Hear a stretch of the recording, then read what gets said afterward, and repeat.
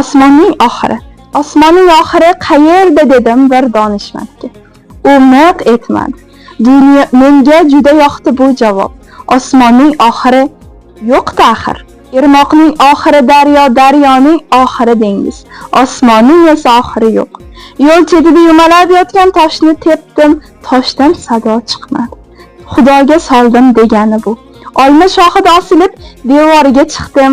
To'kilgan meva qumursqalarga yemak bo'ldi. To'kilgan devor tuprog'i esa gunohimga gunoh bo'lib qo'shildi. Tunda paxsakash chol tushimga kirdi.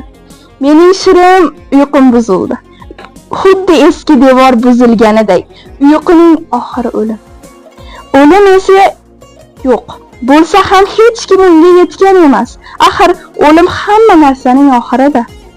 Odamning umri gohida yerga yotgan qog'ozcha ham emas. Ertalab ishga ketayotib ko'rgan qog'ozingni kechqurun ko'rishing mumkin. Ertalab ko'rgan odamingni esa kechqurun ko'ravermaysan.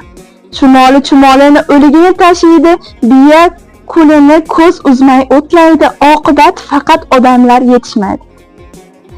Yer odamni boqadi, kiyintiradi, odam esa bir kunini sahroga aylantiradi. Suv odamni mardikor, hosil beradi, tegirmon yurgizadi. Odam uni o'ylamaydi. Dunyo hamma narsa odamga yaqinlashishi bilan o'zligini yo'qotadi. Odam odamga yaqinlashgani ham tomonga yo'qotgani tuproqdir. Oftob qayerga botadi deyman bobomga. Osmonning oxiriga deydi-da u. Oftob osmonning oxiriga borib botmaydi, balki yig'laydi. Dunyoning barcha yo'llarining oxiri yig'i.